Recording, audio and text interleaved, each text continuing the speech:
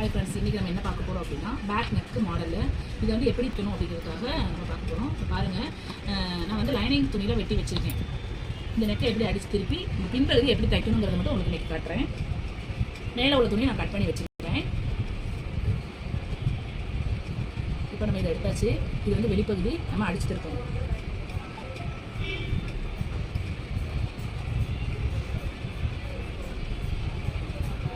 இதை வந்து கரெக்டாக வச்சுக்கோங்க. இது வந்து செட் ஆகலை அப்படின்னு சொன்னால் நீங்கள் வந்து ஊசி குத்திக்கலாம். இந்த பாயிண்ட் வந்து சரியாக வேணும் அப்படிங்கிறதுக்காக வந்து ஊசி குத்திக்கலாம். இல்லைன்னா உங்களால் அப்படியே தைக்க முடியும்னா தைச்சிக்கலாம். இப்போ நம்ம வந்து இந்த மாதிரி எல்லாத்துலேயும் வந்து குத்தி வச்சுக்கோங்க. ஏன்னா இந்த இடம் வந்து அசையக்கூடாது. அசையாமல் குத்துனீங்கன்னா தான் அந்த ஷேப் வந்து கரெக்டாக வரும். அதுக்காக முட்டூசி வச்சு குத்திக்கோங்க. இப்போ நான் இந்த ட்ரையாங்கிள் மட்டும் தச்சு அடித்து திருப்பி இது எப்படி இறக்கிறது நம்ம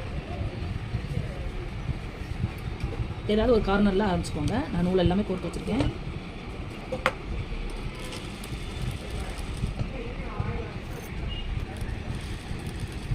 இந்த கார்னர் தைக்கும்போது எப்போவுமே நிப்பாட்டி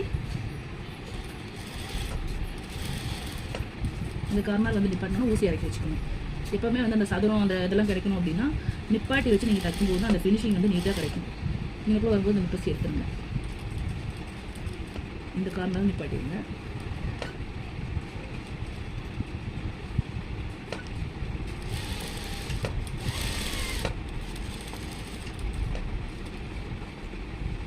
டபுள் தையல் வேணும்னா போட்டுக்கோங்க. டபுள் தையல் போட்டால் ஸ்ட்ராங்காக இருக்கும்.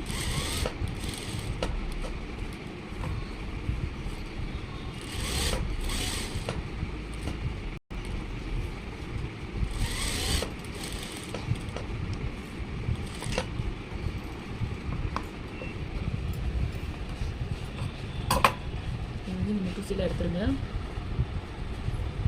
இப்போ நம்ம வந்து இது கட் பண்ணி விடணும் இல்லையா?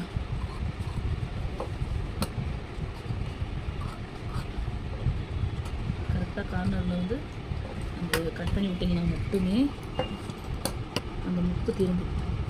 நூலை கட் பண்ணிடக்கூடாது. நூலுக்கு முதல் வரைக்கும் நீங்கள் வந்து சிஸ்டர் வந்து டச் ஆகணும். இப்போ இந்த துணியை வந்து உள்ளே கூட இருக்கணும். நம்ம கழுத்துக்கு வந்து வேறு பீஸ் கொடுத்து நம்ம அடிச்சுக்கலாம். இந்த துணி தான் நமக்கு ஃபினிஷிங் தேவை.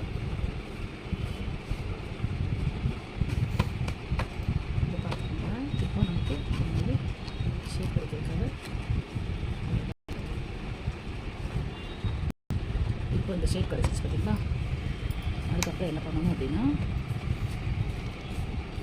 நமக்கு தையல் வேணும்னா போட்டுக்கலாம். நான் 2 தையல் போட்டதுனால நமக்கு தையல் போடலை. உங்களுக்கு தேவை அப்படின்னா நீங்கள் போட்டுக்கலாம். இப்போ சைடு நம்ம ஃபுல்லாக வந்து இணைச்சி விட்டுறணும். இந்த இது வந்து லூஸ் விடக்கூடாது. அதை கரெக்ட் பண்ணிகிட்டே நீங்கள் வந்து தைக்கணும். இந்த தைக்கும்போது நீங்கள் ஓடு தைக்கில் நீங்கள் இணைக்கிறது செய்யுங்க. தையல் வருது இல்லையா?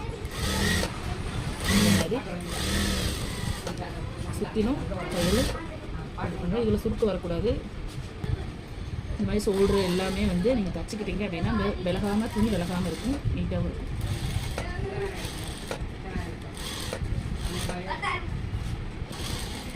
நம்ம ஜாயின் பண்ணிக்கணும். ஜாயின் பண்ண பிறகு இந்த துணி எல்லாமே நம்ம கட் பண்ணிடணும். சைடு பீஸும் கட் பண்ணிடணும். இந்த மாதிரி ஃபுல்லாக வந்து நம்ம கட் பண்ணி எடுத்துக்கணும். பார்த்துக்கோங்க. இப்போ நான் வந்து இதில் வந்து அவுட்லைனுக்கு வந்து லேஸ் வச்சு அடிப்பேன். இது வந்து நான் நெக்கை ஃபினிஷ் பண்ண பிறகு சட்டை ஜாயின் பண்ணும்போது லாஸ்ட்டாக ஃபினிஷ் பண்ணிவிட்டு இது பைப்பிங் கொடுத்தாலும் கொடுப்பேன். இல்லைனா லேஸ் வச்சு அடிச்சுவோம். இங்கேயுமே வந்து நம்ம லேஸ் வச்சு தான் அடிப்போம். இப்போ வந்து இந்த கீழ்ப்பகுதி இருக்கு இல்லையா? அந்த பகுதியை வந்து ஃபஸ்ட்டு ஒரு 4 இன்ச்சு இடுப்பு ஜாயிண்ட்டுது.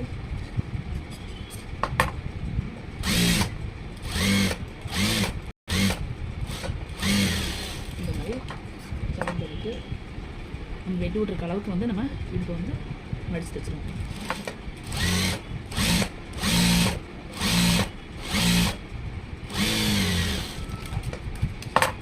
பேக் சைடு வந்து நமக்கு சரியாயிடுச்சு. இனி அடுத்து இதில் என்னென்ன வேலை இருக்குது அப்படின்னா நம்ம வந்து இங்கே டாட் பிடிக்கணும். இதில் வந்து லேஸ் வைக்கணும். கழுத்தில் லேஸ் வைக்கணும். இது மட்டும் தான். இந்த பேக் நெக் வந்து சிம்பிளாக வந்து ஈஸியாக எப்படி அடிக்கிறது இதுதான் மெத்தட்.